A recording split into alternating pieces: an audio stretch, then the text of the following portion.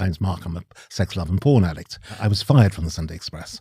And the reason I was fired was that an ex-partner had told them about the existence of naked pictures of me online. As a gay man, I found my sexuality via porn. I actually, very quickly, having bought my first porn mag, I became addicted to porn. And I think it skewers your relationship to sex. It changes your tastes in sex. Yeah. I mean, it makes you more and more extreme, because to get the high from porn, you have to go to deeper and deeper places. I do think that it changes our behaviors and changes our minds. $200 to $300, you get you an hour with a porn star, and you could do something very intimate with them. Crazy stuff with hindsight. It was my constant search for validation through sex. I was searching for the missing part of me. And as we know, you do not find it in sex. You'll find it in love, but not in sex. And I was constantly in search of sex, but in fact looking for love. What do you think you were seeking pain relief from? Due to my rejection, total rejection by my father, wrote me a letter and said that my husband and I would rot in hell for eternity because homosexuality is an abomination against God. And all my life I was looking for rescue I meet the right man, I meet the right relationship that's going to rescue me, and the depression won't return. That's not going to happen. I've got to learn. Once I can relearn to parent myself, I'll free myself of this depression forever.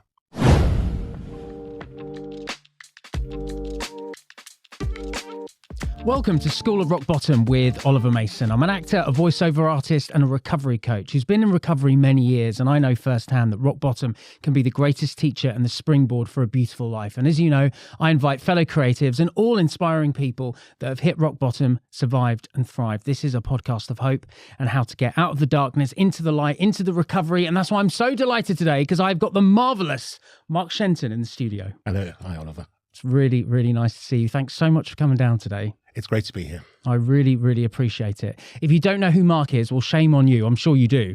But in case you don't, a very quick bio before we just dive straight in. So Mark Shenton has been a full-blown theatre addict since the age of 14. He later found a way to monetise it and get free tickets as well by becoming a full-time professional theatre critic and commentator. Born and raised in South Africa, big up South Africa, he emigrated with his parents to England when he was 16 and attended Cambridge University, where he read law, but spent most of his time reviewing and producing student theatre. He later became editor of arts and entertainment at the Press Association and spent a year working in the offices of producer Cameron McIntosh. In 2002, he went freelance and became a full-time writer separately and sometimes simultaneously, acting as theatre critic for What's on Stage, The Stage, where he was also an associate editor, the Sunday Express and londontheatre.co.uk for the next 2 decades. He also regularly broadcasts on BBC London, radio and TV, as well as contributing to other outlets including LBC, Times Radio and Talk Radio. In 2022, he moved to West Sussex with his husband and now writes a regular theatre newsletter, which is published on his own website, shentonstage.com. Go there right now. Wow, what an intro. Yes, it is. Unbelievable. It's lovely to meet you for the first time today as well, because I don't think we've met before. No, we haven't. Which is remarkable, really. I've obviously invited you on because you're a brilliant creative, theatre critic, you work in the space, but also you've had your own mental health journey and a rock bottom of sorts. And I wondered if we could start with your rock bottom and then we'll progress from that point. Yes, I have been very public about this, so I don't have any hesitation talking about it. I've spoken about this often in my own writing, and I do think, as somebody who's suffered, it's the one gift I can give back to other people is to share what's happened to me without shame, because a big part of addiction is shame. And if you remove the shame by openly acknowledging it yourself, you diffuse it. John Ronson wrote a fantastic book about internet shaming, and in it he said that one of his big advice, and I didn't know that this is the playbook that I actually followed, was one way to diffuse the problem when you are potentially shamed on the internet is to own it. And the moment you own it, what can they say? Yeah. So what happened to me, my own rock bottom, was in 2012, I was theatre critic of the Sunday Express and other places, and suddenly, overnight, I was fired from the Sunday Express. And the reason I was fired was that an ex-partner had told them about the existence of naked pictures of me online. And they said, the Sunday Express said, that this could potentially bring a family newspaper into disrepute. The extraordinary thing was that the hypocrisy of it was that Richard Desmond, who owned the paper at the time, he no longer owns it now, himself had made he's a billionaire, he'd made his fortune on pornography. He also owned many media things, like he owned OK Magazine and the Sunday Express and the Daily Express, but he made his money in pornography. So they were firing me for porn, and they made their money through porn. But be that as it may, with putting the hypocrisy aside, the day they fired me, I was still writing a daily blog on the Stage website. And I went public with it the day they fired me. I said, I've just been fired by the Sunday Express because of the existence of naked pictures online. In other words, the paper was ashamed of this, or potentially ashamed of this, and I diffused it by saying, actually, I've done it. If these pictures are there, and there's another story as to how they got there, but I said they're there. Come at me. And in fact, I got unconditional support from the industry everywhere because, of course, 2012, this was the early days of revenge porn.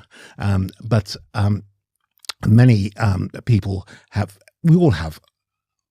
all is a generalization, but many people now have some kind of digital footprint of naked pictures, whether they're hacked or whether they've been put there some other way. It's not unusual for people to have this stuff, and to find yourself being fired because of it was extraordinary. Again, no shame attached to it because, yes, I did do the pictures, but here's the thing. The pictures were taken, I worked it out because I remember it was in San Francisco in 1999. So 13, 14 years before these pictures were taken. And they had found their way online. And okay, would I prefer that they weren't there? Probably. But the fact is that it's not something I could change. And I'm not going to be embarrassed about it. What did happen, and this is where the recovery comes in, is that an actor friend of mine asked me the $1 million question, the $1 million question being, why did those pictures even exist? And I realized, as he asked me it, was that it was part of an addiction. And what had happened was I was in San Francisco on a holiday, and somebody had offered to take pictures, and I thought, constant search for validation and approval, and it was basically a sex date. But he took these pictures, and I thought nothing of it. But I now realize that it was because this actor friend took me to my very first meeting. He took me to my first meeting of SLA, Sex and Love Addicts Anonymous. And I realized that these pictures were taken as part of a sex addiction. And more to the point, I've also realized in the years since, and when I started working SLA, that it was my constant search for validation through sex. It was less about sex addiction than it was about love addiction. I was searching for the missing part of me. And as we know, you do not find it in sex. You'll find it in love, but not in sex. And I was constantly in search of sex, but in fact looking for love. Wow. Mark, thank you so much for sharing that. It's a really powerful share, that, and a lot of layers and lots of things to unpack there. The sex and love addiction part we'll definitely talk about in a moment, if that's all right. But you brought up the word pornography a couple of times, and I think, chatting to you off air, it seems perhaps, I'll let you answer this, that maybe that was the kind of the beginning of other things sort of developing later, like the sex and love addiction. Is pornography a big part of this story? Indeed it is. As a gay man, I found my sexuality via porn. I remember when I was 16, I first bought my first porn mag in Soho. I was very nervous about it because I remember going around the block twice before I walked into the shop. And I actually, very quickly, having bought my first porn mag, I became addicted to porn. And in fact, nowadays when I go to a Islam meeting, I will say, my name's Mark. I'm a sex, love, and porn addict. Right. It's a really good way to introduce myself because it often brings a lot of people don't admit to the porn bit, and a lot of people come speak to me afterwards when I say that, and it's everywhere, as we know. The society we're in is porn is everywhere. Yeah. Whether it's conscious porn or whether it's unconscious. So even when you try go sober from porn, you're surrounded by it even so. Yeah.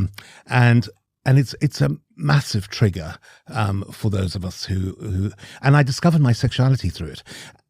And it gave me a very negative image in some ways of gay sexuality, which is that it was all a particular type of body, muscular guys with massive endowments, etc., which makes you feel inadequate as a regular human being. And I always thought, for the longest time, I thought as a young gay man of 16, 17, I thought, I'm never going to fit into this world. Until I discovered that actually there's a place for everybody, and which you do discover, and that you don't have to conform to that particular type.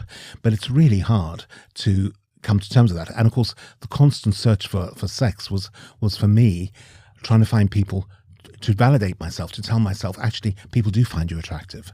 And I remember my very first partner, who I met when I was 19 and stayed with for 10 years.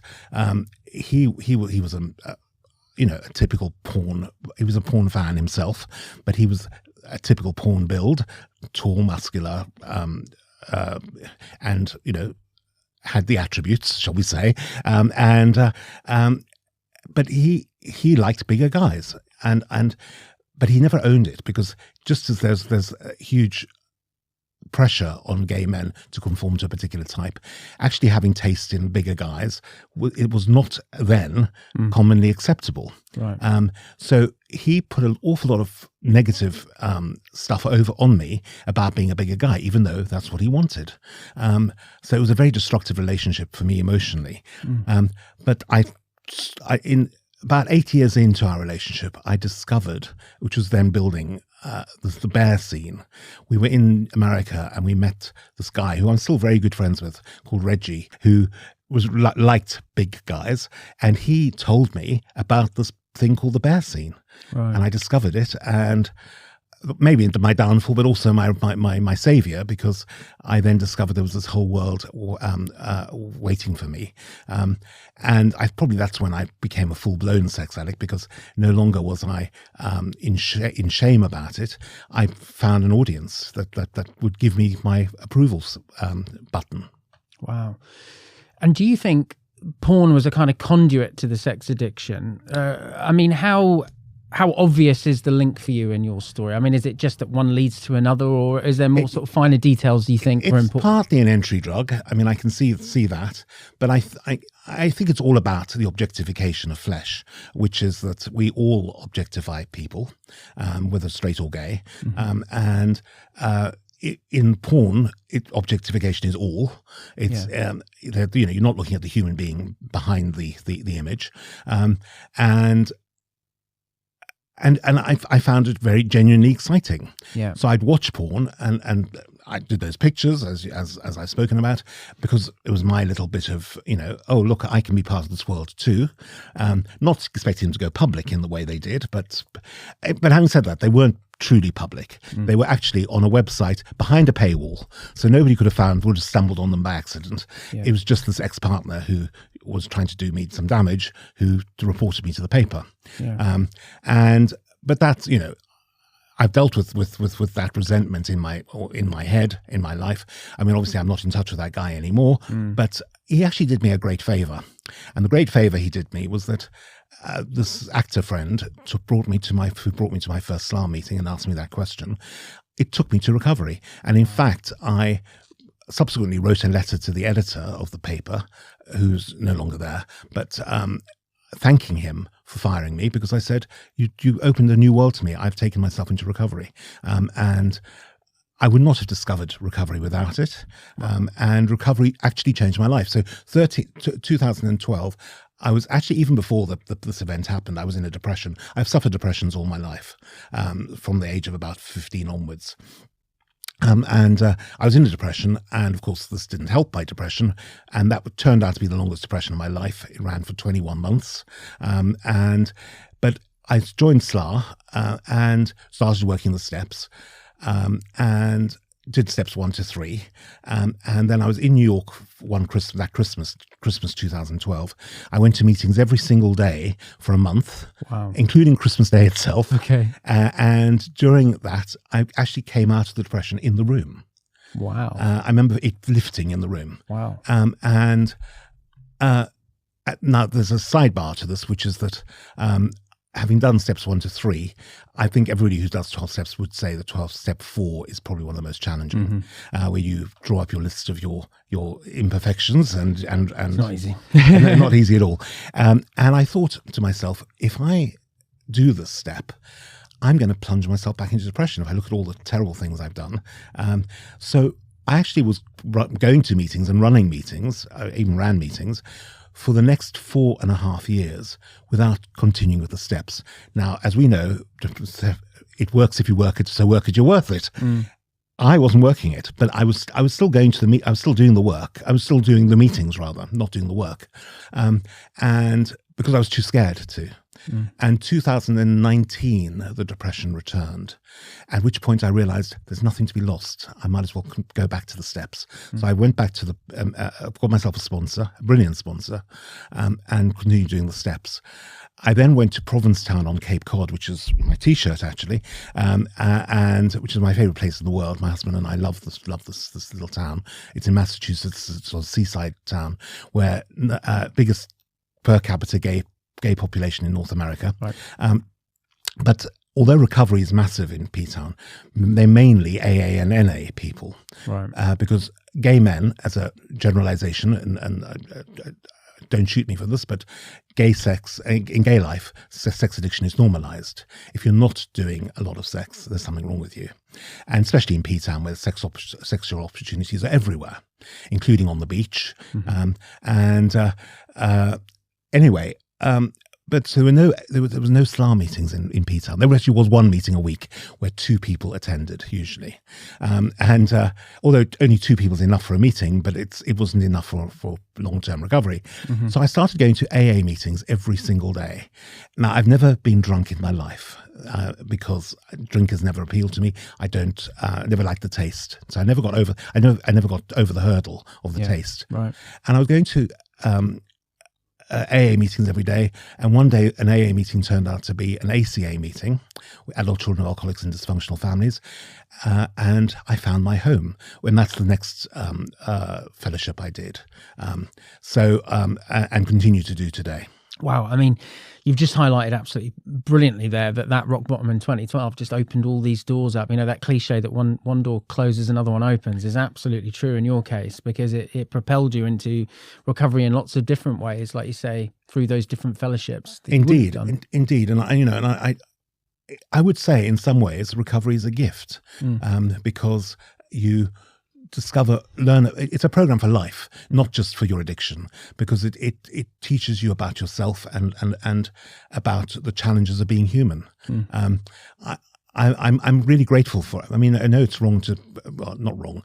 I know it's incorrect to say that we should be grateful for our addictions, but in this case, I actually am, because after doing these 2 fellowships, I stopped therapy because I didn't need it anymore. The fellowships were enough. Yeah, I completely concur. I'm really grateful that I'm in recovery, and everything that's happened to me, I'm glad it's happened, because it's brought me to this place. It's allowed me to be here, sat in this chair, having a conversation with you today and help others. And I mean, the list goes on and on and on.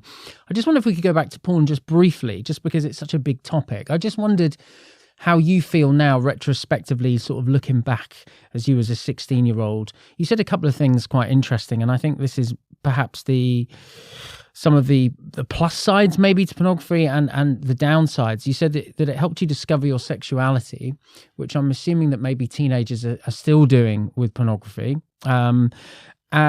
But also it was making you feel quite negative about yourself as well, because there was these stereotypes of different body types. I just wondered, sort of almost a separate thing. I just wondered what your view on pornography in general is now, sort of with young people and free access. Exactly. I know it's much, much more available now than it was when I was 16 and buying my first magazine. Nowadays, kids can get it everywhere. Yeah. And I think there's a huge porn addiction problem in the world. Yeah, there is. So... And I think it skewers your relationship to sex because it changes your tastes in sex. Yeah. I mean, it makes you more and more extreme because to get the high from porn, you have to go to deeper and deeper places because they want to get a high from porn. The regular stuff won't So do. like with drug addiction, the tolerance goes up. Yes. So the stuff that you're looking at, I'm assuming, you need more and more extreme things to look at. Yes. So does that mean then that somebody who identifies as straight could start looking at gay pornography and vice versa? Indeed, things they do. Like that. Indeed, they do. I agree. And right. And actually, in some ways, maybe that's not entirely a bad thing because I think we're all on a spectrum, aren't we? And if you can expand your taste, that's fine. So maybe there's always a plus side and a negative side to everything. Yeah. But I do think that it changes our behaviors and changes our minds. And apparently, the dopamine hit from porn is massive. It's absolutely huge. It's as big as drugs, isn't it? Yeah. So that's another thing. And my life has been all about seeking dopamine hits, and all about numbing pain. So addictions. I mean, I just call myself an addict in everything. Yeah. So I've already spoken about my theatre addiction. I changed it and turned it into a career. But I was going to the theatre between 7 and 12 times a week when I lived in London. It partly was a way of avoiding life. If I can go to the theatre, then at least I'm somewhere safe and not thinking about my life. But it also, I then turned it into a job where I could justify going to the theatre 7 to 12 times a week. Now, as you heard in the introduction, my husband and I moved to West Sussex. If you're an alcoholic, you don't live above a pub. And living in London proved to be a problem because I was just going to the theatre all the time. Right. We moved to West Sussex. And although the addiction still is there, I will go to the theatre and I'll come up to London twice a week, roughly. I usually come up on a Wednesday and stay overnight to Thursday.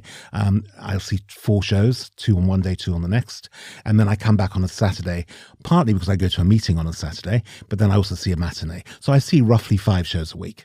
There are some weeks when I've been back to my normal old 10 a week because I suddenly find a show to see in Chichester or Brighton, which is near me. And I can do multiple shows still. Wow. So obviously it acts as a literal barrier, doesn't it? You living out of London. Do you do similar kind of barriers, say with the pornography and the sex and the love addiction? Do you have other barriers that act the same way as you move into West Sussex with the theatre? Yeah. I'm just curious. Well, one of the ways you do it with sex addiction, of course, is, and obviously you have to boundary your attendance at sex establishments, so pubs and bar. I mean, I've never been a drinker, so I've never used to do the bar scene. But nowadays, most gay men meet each other on apps. And one thing I've never downloaded an app. So I've never had that temptation. Right. I know. I'm so glad I didn't come of age during the apps because the apps are a massive drug. And again, dopamine hits as people respond to your ads and all of that is massive. So you have to boundary a lot of things. One of the interesting things for me is that New York was always a playground for my demons. New York was my favorite city on the planet. Yeah, I love New York as well. But I used to go to New York all the time, and there was acting out on every street corner because even though when I go to New York now, I know the places I used to have sex, or used to be lots of sex establishments, commercial sex establishments, strip clubs, and those sort of thing, where I would go. Many of them are closed down now, so that takes away. In some ways, that's easier because it takes away the temptation. But there are also many opportunities for having sex in New York that I found much more sexual city than London.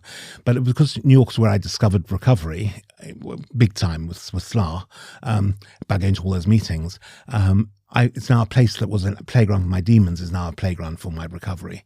So when I go to New York now, it's a totally different experience. That's so interesting. Yeah, it's the same for me. I got sober in Camden Town, and that's where I did a lot of my drinking, and all my recovery was in Camden because I lived there for a long time.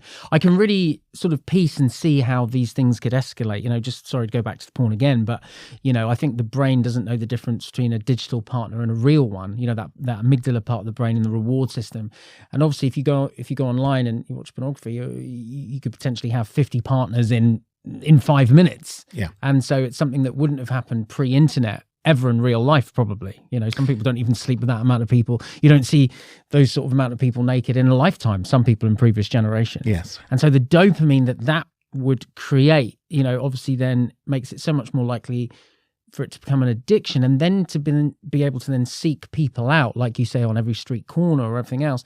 It then escalates into something completely different. And then I would imagine getting such a big high and a big rush, the come down and the chances for depression and anxiety must be greater. I'm just assuming lots of things, but and another thing, I think I've spoke to you about this earlier, off camera before we came here, is that one of the things that I'm going to confess to here is that if you're a fan of Tom Cruise, you can't rent him and hire him and get him to come around to see you. It doesn't happen. With porn, many porn stars, not all, but many porn stars are commercially available for hire. You can rent them. Look at Trump and Stormy Daniels. So, you know, they're really accessible, and they're accessible for not much money. And you told me this off air, and I had no idea. My jaw literally dropped on the floor. I'd never heard about this. I feel incredibly naive that I've only just learnt this today. Yeah. But it applies to straight men and gay men. Yeah. But certainly an early part of my life was discovering that some gay porn stars were available to rent. And I started hiring them in New York for, you know, not much money in the scheme of things. I mean, you know, $200 to $300, you get you an hour with a porn star, and you could do something very intimate with them.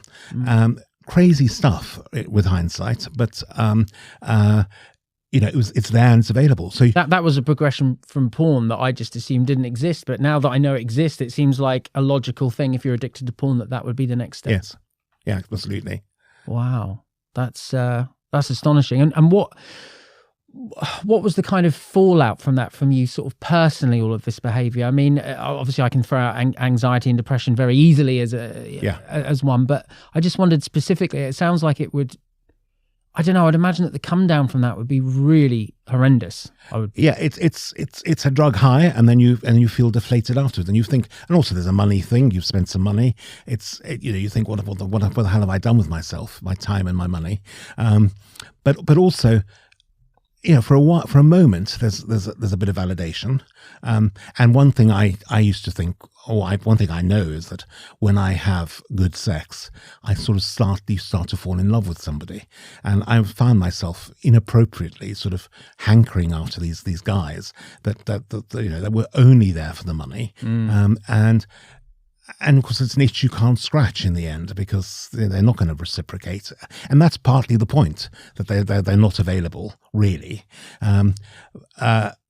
Sorry to interrupt. Is that where the love addiction bit comes? Exactly, into the story? Indeed, and that is indeed where but not just with sex workers, also with real life, where I would almost immediately fall in love with guys that I'd had good sex with, and putting them under intolerable pressure, because, you know, love evolves. It doesn't just happen in the moment of sex, and luckily I have now got love with my husband. So that and here's an interesting sidebar, is that I met Mark. My husband's also called Mark. Right. We met when before the Sunday Express thing happened.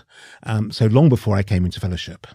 And because I live my life very openly, when I discovered SLA, I immediately told Mark that I'm going to join SLA, and I went to my first meeting, and he's been beside me on the whole journey.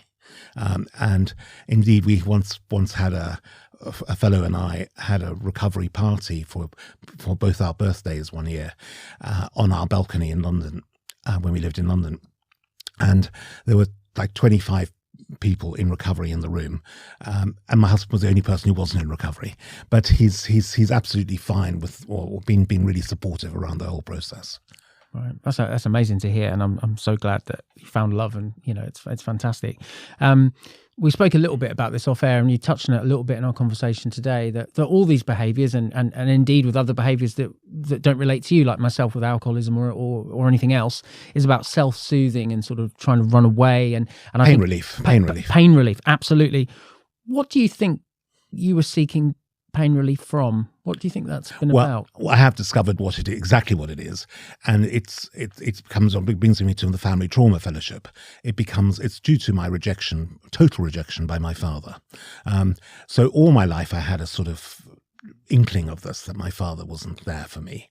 I didn't really realize it until during COVID, I realized I'd come into my second fellowship, my Family Trauma Fellowship, and during COVID, when COVID struck, I thought, he's now in his late 80s.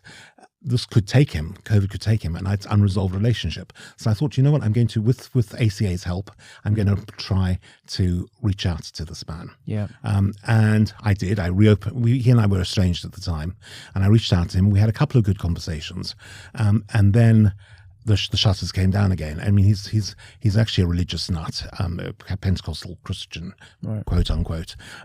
And he wrote me a letter and said that my husband and I would rot in hell for eternity because homosexuality is an abomination against God.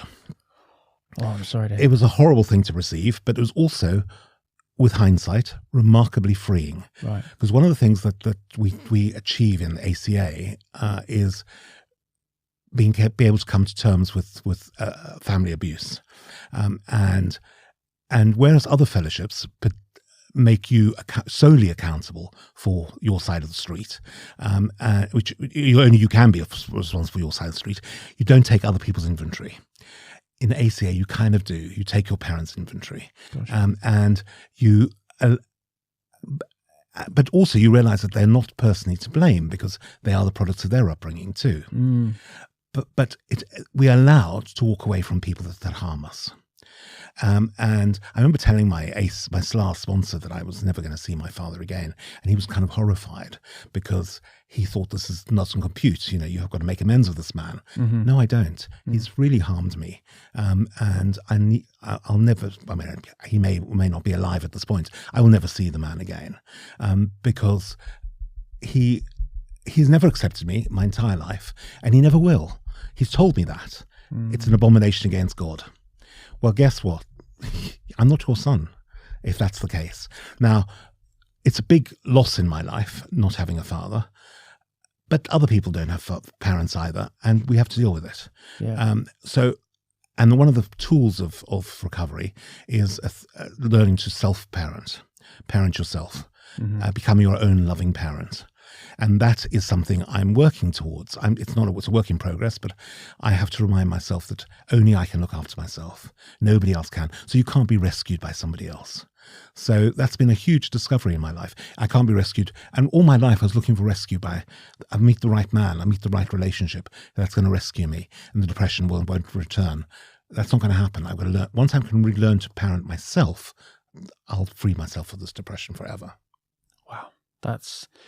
If it wouldn't take me out of frame, I would stand up now and give you a standing ovation to all of that. I mean, wow, what a journey there. I mean, my heart breaks for you that was your reality, but I'm so delighted that you found strength in that. And, you know, I know in my own recovery, sort of finding a kind of spiritual life is something that's come with it. I just wondered, have you been able to sort of access any kind of spiritual agency within your own recovery? I know that's a deeply personal question. I have to answer it, but I just want to, particularly with the backstory of what your dad said to you. Absolutely. And the spiritual side of that was always a challenge for me. I mean, certainly the finding a God, you know, in the steps when you were finding a God of your understanding was really difficult for me, because God has been a really challenging thing. God has caused so much harm, or my father's version of God has caused so much harm. Right. So I was never going to be a fan of finding God. Yeah.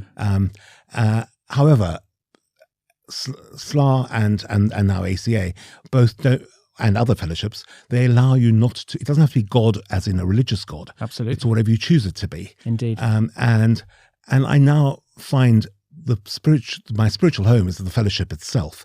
I originally was able to invest the room itself with spiritual energy. Yeah. And I think it's that shared human bond that we have in the rooms that allows me to do that. So that's my higher power is the room itself. And certainly one of the things I do, and that's what I'm doing here today, is by sharing my story, I'm passing that on. Absolutely. So it's very, very personal, obviously. But guess what? Nobody can hold it against me because I've owned it. I've told people what I am and who I am. So it's personal honesty that's a huge part of the program, is personal integrity, and being honest about yourself, whether it's with your sponsor or, in my case, my sponsee. I've got a sponsee in SLA who I also tell things to, and it's incredibly liberating. I mean, I hugely applaud you to do it. I mean, I think probably being an actor myself, we can sort of hold theatre critics up on a bit of a pedestal. They almost become like godlike figures, in the dark with their pens, judging us about whether we're good or not. And to see the human side to such a well-known theatre critic like yourself, I just think is going to help so many people, inspire so many people as well. I have to say, I'm not the only one, which is really interesting. Is that I've got several colleagues, including. He's been completely public about this. Charles Spencer, who used to be the theatre critic of the Daily Telegraph, he has been on an AA journey himself. He was a massive drunk, and he's written about it a lot, about his own journey. And I think there is something about putting ourselves out on the line there as critics, which exposes us, and we're damaged people. We're all damaged people. I mean, not just theatre critics, but we're damaged people, and we're all seeking an answer in something. And in Charlie, in my case, we found a lot of answers in theatre. But because theatre provides a sort of map of your life or other people's lives as well, and it's fascinating. But when you map your own life onto it, it becomes even richer. There have been some wonderful plays, as you know, about recovery, People, Places, Things. Oh, love it. For example, which just back in the West End right now. Art can explain a lot of stuff. I'm just watching, there's so much TV now about recovery. I only just finally, my husband and I are watching Dexter. And the series 2 of Dexter, he's discovering recovery. Right, I've forgotten about that. And it's an amazing, it's what turned him into a mass murderer, but that's another story. Oops. It's there's so many of us. We're everywhere. Talking about your theatre addiction, because you put it in your initial show notes, and I thought it was a little bit tongue-in-cheek, but actually speaking to you off air, it is actually a real thing. It's a real thing, You are an actual theatre addict. I just wondered, because someone might think, well, actually, that sounds a little bit trivial. That might mean that, you just watch too much theatre. But I think it really sort of started to impact relationships and your It did. And well-being. One of the things, my husband was fine to begin with. When we met, he was like quite thrilled about it. I'm going to the theatre every night, how glamorous. And we go to first nights and all that, and how exciting. But in the end, he found it quite challenging because, first of all, you see a lot of bad theatre because inevitably most things you see aren't going to be great. And he kind of found it a bit tedious because it wasn't his passion, it was my passion. So he ended up actually resenting theatre massively. And I've got to the point now where I only take him to things which I think are going to be good. Occasionally I'll make mistakes and still take him to things that aren't good. But that was put a huge burden on me because I was like really editing what he would see. But also it became my whole life. It was a big part of my life. For me, before I met him, chasing sex and theatre was enough to occupy me 24/7. But still, putting it all on theatre was too much a burden, not just for him, but also for theatre itself. If you're giving it that much energy to one thing, I thought to myself once, when I get to 80 or 90, do I want to have measured my life in, I've seen 7,000, 8,000 plays? No, that's not a life. There's got to be more to it than that. And certainly now, my husband and I will go down to our nearest beach, which is 25 minutes away, and just spend 3-4 hours there. And I just love it. It's a different world. I'm not just sitting in nasty, unpleasant theatres. Now, theatres, it's a treat to go to the theatre if you don't go 8 times a week. But if you go 8 times a week, as I do, it becomes an incredible burden because, as you know, most theatres are very uncomfortable. I'm not the only theatre critic who's experienced this. I think sitting in those seats 8 times a week has actually created a huge problem for me. I have major back problems. I've had spinal surgery, which didn't work. So it has a physical impact too. Wow. I mean, there's a quote that you gave me before we met via email. I wonder if I can read it back to you, because I think, I've obviously got a lot of performers that listen to this podcast and watch this podcast, and talking about advice for creatives and their mental health. We know that creatives suffer with their mental health more than the general population. And before I ask you why you think that might be, one tip that you gave, you said, don't read reviews, even though I write them. We are writing for the audience, not the creators of theatre. Few theatre critics actually know much about the process of putting on theatre, however much they may enthusiastically or not watch it. And I found that really interesting from an actor's point of view, that you would actually give a tip to an actor to help their mental health, not to read reviews. Could I ask you a bit more about that? Yeah, I think reading reviews is really dangerous because you're being judged in the moment. You're still going, the worst part about theatre reviews, unlike movie reviews or book reviews, a movie review, if you're being reviewed for a movie or a TV, you've already done the job and it's gone. If you're doing a theatre job, you're still turning up at the theatre every night and you've got those words ringing in your ears. Right. So I think that's really destructive. It's like self-punishment. Why do you want to hear what a theatre critic has said about your work? Also, even if it's positive, that's also bad, because positive, you'll go on stage that night and you'll think, oh, I need to recreate that moment, and you'll never come again because the theatre critic will have ruined it for you. You'll find it really difficult to be in the moment to create that moment. So you don't want to be told what your good bits or your bad bits are. And I think also giving too much power to another human being to we should really not care about what other people think. And I think that's been the huge disservice to the world about the Twitter age, is that everybody has an opinion and you're taking all these opinions. I mean, I found myself during the worst of Twitter. I mean, Twitter's now a shadow of its former self, but during the worst of Twitter, I was being bombarded by negative messages about me because people didn't like what I said, and it's human nature. We take it on. 99 people might give you a favourable comment. You'll listen to the negative comment, the 100th negative comment. And I think the same applies to actors with theatre critics. But I also think that, you want the validation of the good notices. The industry only really wants us when we're saying nice things about them. And I always think if you believe the good stuff, you have to believe the bad stuff too. So it's better not to believe either. Just move away. Leave it behind you. That's amazing. That's amazing to hear it from your side of your side of the street. It's incredible, really, because I hadn't really considered all of that. Hadn't even really considered that you might get abuse for putting a bad review out there and then getting abuse online. I hadn't really thought of it that way. Yeah. That must be quite common, I would think, actually. Very common, and happens all the time. Yeah, and very distressing as well. I mean, and distressing because, I mean, I know we shouldn't think that we're friends with people we review, but inevitably, in my line of work, you build relationships with people. So you start to meet people, and you give them a good review, and they're all over you, your friends, and then a negative review, and they hate you. Right. Now, the interesting thing is that you can't take it personally either. You shouldn't take it personally. If somebody dislikes you for a negative review, well, that's fine.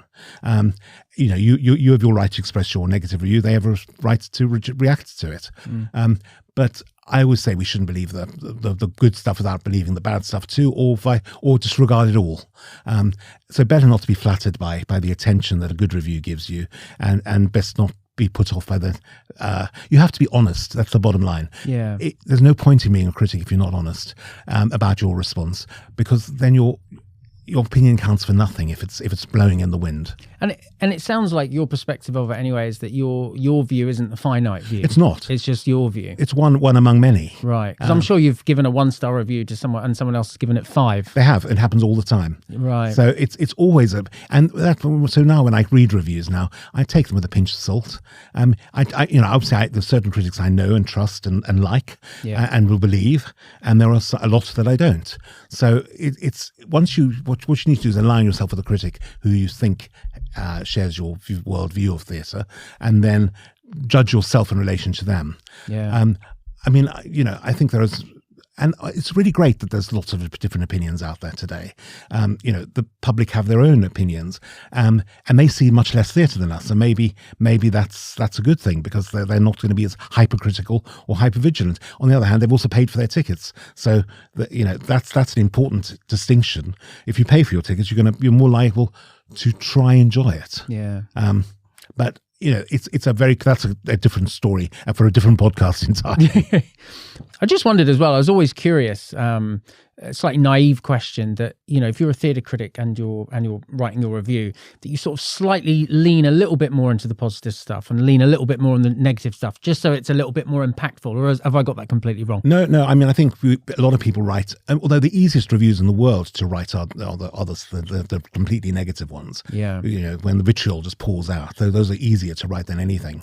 But I always travel very hopefully. Everything I see, I want to be good. That's the critic I am, because I want to have a good time. My husband's much more critical than I am of theatre. But if you traveling hopefully doesn't mean you have to be indiscriminate. You still want to, because your opinion still has to mean something. Yeah. And if you give good reviews, unbelievably good reviews to terrible shows, you're not going to be believed anymore. Do you have, this is potentially a hard question, do you think you have any duty of care for the actor's mental health in the reviews? Or is your job simply just to give the review? Obviously, because you're such a caring soul, and you've had a mental health journey of your own, which you've shared so brilliantly today. I would imagine that it comes into your head a little bit. Like, if I write this thing, it might have that. Or is your job just to be, look, this is my review? And yeah, well, I already said I don't. I tell actors not to read reviews, but I also think it's not appropriate for critics to be too personal. It's not about destroying people's personalities and their own attributes. It's completely incorrect to review people's physical selves. For example, if they're bigger builds, there's Nicola Coughlan, the actress from Bridgerton. She's spoken a lot about reviewers reviewing that she's a larger build, and that's not appropriate, because that's not the character, that's her physicality. Sure. So I think there are lines to be drawn, but in terms of whether or not I think about that the actors, I do, inevitably. I try not to be too personal. I think that's not my job. And again, because they have to go out that night, I've already spoken about this, they're going to go out that night and appear on stage with those words ringing in their ears, if they've read them, which I've told them not to. That's kind of, there's a duty of care there. Yeah, absolutely. Thanks so much for that, Mark. That's actually really helpful as well, just for me as a performer, just to hear all of that. And that's actually quite comforting, actually, what you've just said. But not all critics will honour that, I have to say. There have been some critics who are very personal. Yeah. I'm just aware of time, and I'm absolutely gutted and flabbergasted that we're nearly out of time. I feel like we could have chatted a lot longer. But one thing I just quickly wanted to end on, if that's all right. You talked about using these behaviors in the past as a way to sort of self-soothe and sort of fill that void. How do you find that you fill that now? Is it mainly through sort of helping other people? That's a big part of it. And I often think that, although I wouldn't wish depression on anybody, one thing I've been very public about is talking about my depression, because if it helps somebody else, then that's great. If talking about addictions helps other people, that's great. I think that the passing the message on has been really important for me, and that's it's a gift to be able to pass the message on, and that's what's great about this podcast, for instance, is that we're passing the message on, that there is somewhere people can go to get some help, and. There's a million stories you'll hear in the rooms, and everyone's got a different story. But ultimately, it's the same story. It's the same story about trying to get better. And I'm glad we're all on this journey together. Going to meetings, I hear stories every week, twice a week. I go to at least 2 meetings a week, and it's inspiring me every time.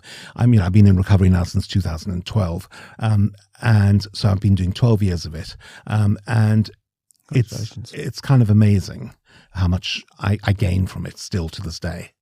That's brilliant. I mean, you've been an absolutely superb guest. You've been so honest and raw with us for the listeners and viewers. I absolutely applaud you. I've thoroughly enjoyed talking to you, and I'm sure everyone watching and listening will have got so much from what we've talked about. Great stuff. Thank you. And I really, really appreciate it. Guys, head for the show notes now. You can get a full bio of Mark there. Obviously, his website where he continues to do brilliant work. The links will be there. If there's any other places you want me to signpost people, we can chat off air, and I'll put it there. Wherever you're listening or watching this, can you please leave a review? Leave 5 stars, obviously. Write a physical review. That really helps on Apple. Spotify, 5 stars. If it's on YouTube, hit subscribe. Share this link with anyone that you think's going to benefit from it. This is a sponsorship-free podcast. If you'd like to help me make more, there's a little tip jar as well in the show notes as well. But it's really important that this is free and for everybody, and it will continue to be so. As I've always promised, there will be a new episode in 2 weeks' time. Once again, thanks, Mark. Thank you. And as promised, I'll see you in 2 weeks. In the meantime, look after yourself, and thanks for watching or listening.